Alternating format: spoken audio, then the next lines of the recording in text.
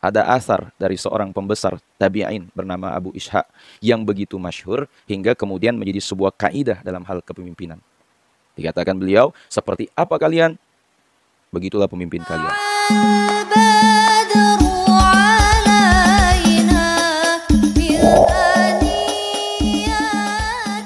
Assalamualaikum.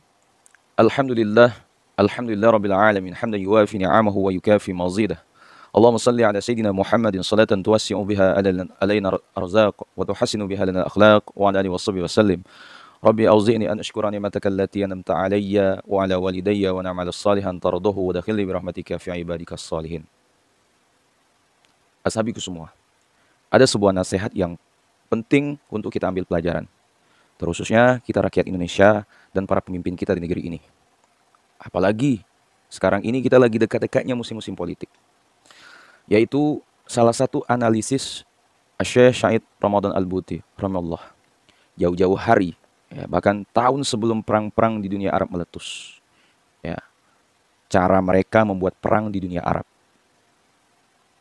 Adu domba antara pemerintah dengan rakyat, ya, terkhususnya muslimin, dengan cara membuat rakyat selalu curiga pada pemerintah, lalu membuat mereka berpikir kalau pemerintah itu sudah terlalu zalim dan tidak mungkin diperbaiki dengan cara-cara yang baik lagi.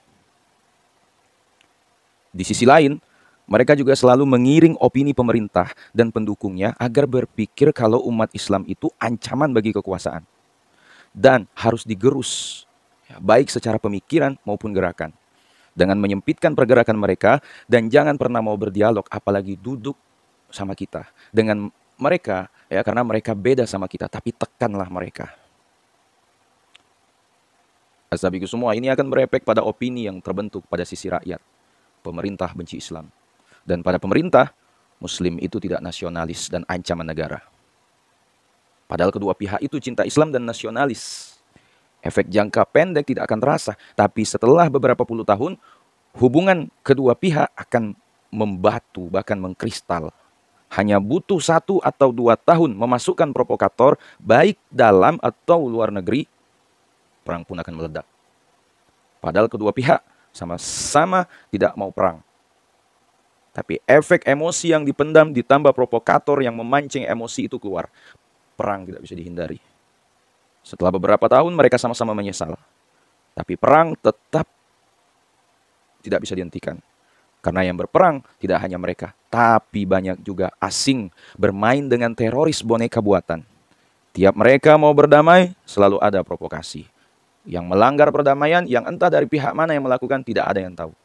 Mereka akhirnya saling tuding. Perdamaian yang direncanakan batal. Orang mati bertambah karena sebab nggak jelas. Yang dibunuh nggak tahu kenapa dibunuh. Yang membunuh nggak tahu untuk apa membunuh. Begitu seterusnya. Ashabiku semua, dan beliau, Syekh Ramadan Al-Buti rahimahullah, selalu mengingati kedua belah pihak, baik melalui ceramah pada rakyat atau ketika bertemu langsung dengan pemimpin. Tapi karena ini efek jangka panjang yang tidak terasa langsung dan saling mempertahankan ego, apalagi opini merasa terancam, ya, sama-sama sudah dipercaya sama opini yang terbentuk. Nasihat ini sulit diterima. Nah, di negeri kita Indonesia gejala seperti ini sudah ada. Jika terus berlanjut bisa berbahaya. Saling tuding radikal versus zalim atau anti nasionalis versus anti Islam mulai dilakukan. Padahal sebenarnya kedua belah pihak cinta Islam dan nasionalis, hanya berbeda cara pandang.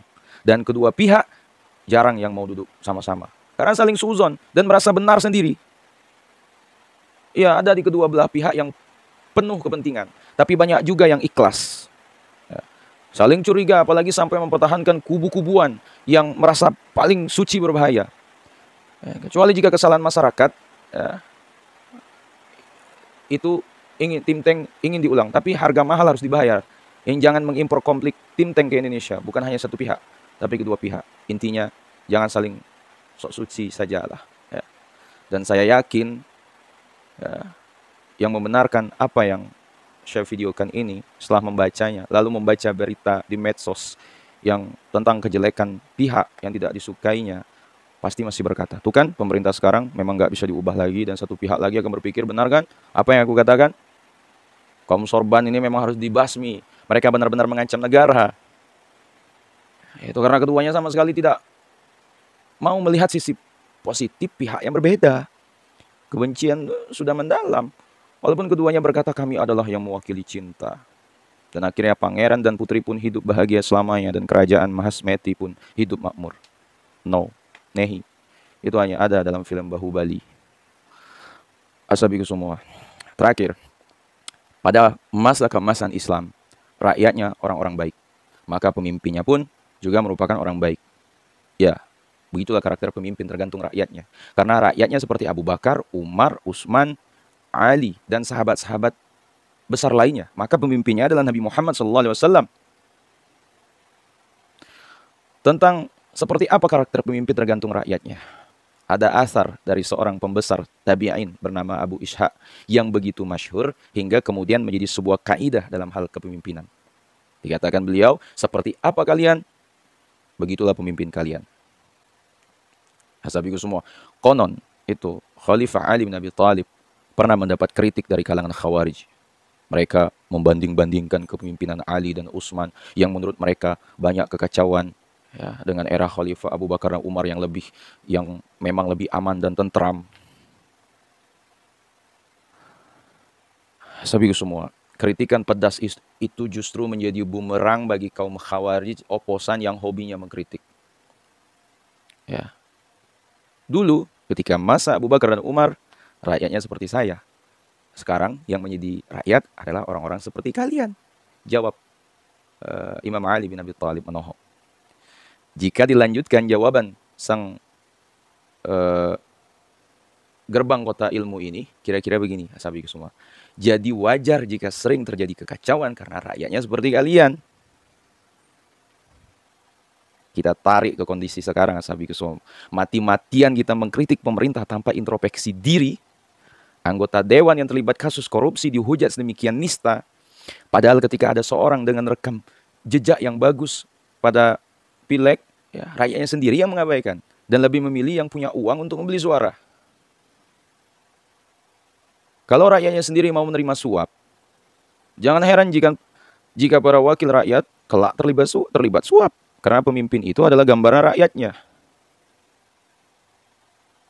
Jangan langsung naik pitam ketika mendengar kabar negara punya hutang.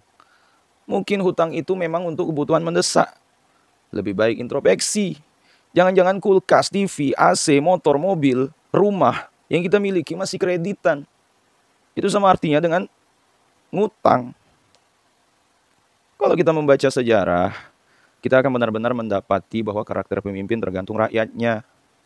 Misal, rakyatnya Hajjaj bin Yusuf. Saat mereka berkumpul, obrolan mereka tak jauh dari tentang pembunuhan. Mereka bercerita tentang siapa yang dibunuh, disalib, dicambuk, dipotong tangannya, dan hal-hal berdarah-darah lainnya. Hingga Allah kirim pada mereka seorang pemimpin bernama Hajjaj bin Yusuf yang terkenal bengis, kejam, suka membunuh dan licik.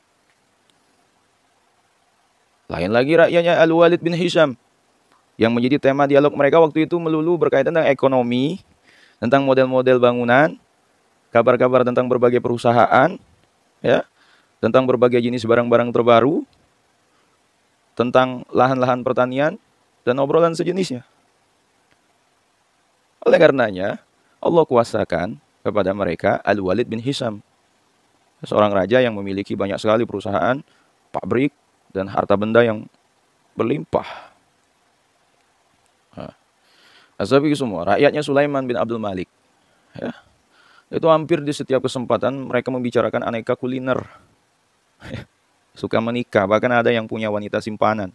Maka tak heran jika mereka dipimpin seorang Sulaiman bin Abdul Malik, ya, seorang raja yang gemar makan makanan enak, ya, dan suka sekali menikah.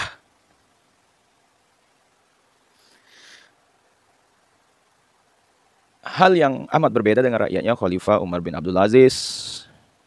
Tema pembicaraan dan aktivitas rakyatnya tak jauh dari tentang hafalan dan khataman Al-Quran, wirid, serta aktivitas ilmiah lainnya. Begitulah hingga Allah hadiahkan kepada mereka seorang Khalifah Umar bin Abdul Aziz, seorang alim, dermawan, dan sangat baik, hingga ia dikenal sebagai Khulafaur Rasyidin kelima. Asabiku semua, dari beberapa bukti ini, cukuplah bagi kita untuk sadar bahwa karakter pemimpin tergantung rakyatnya. Jika baik, Allah hadiahkan pemimpin yang baik. Jika rakyatnya suka menerima suap, suka berbuat kekacauan, maka Allah pun akan kirim pemimpin yang zalim. Ya, sebagaimana Allah mengatakan wa kadzalika nuwalli ba'dadz zalimina ba'dan bima kanu yaksibun. Ya, dan demikianlah kami jadikan sebagian orang-orang zalim berteman dengan sesamanya sesuai dengan apa yang mereka kerjakan. Quran surah Al-An'am ayat 129. Ashabiku semua, ya, sampailah kita pada kesimpulan pada video ini, ya, karakter pemimpin tergantung rakyatnya. Jika kita ingin dipimpin oleh orang yang baik, mari mulai. Ya, kita berusaha dengan memperbaiki diri. Jika kita masih bahkan gemar melakukan keburukan dan kekacauan, ya terimalah jika orang yang jahat tampil sebagai pemimpin kita. Wallahu a'lam. Assalamualaikum warahmatullahi wabarakatuh.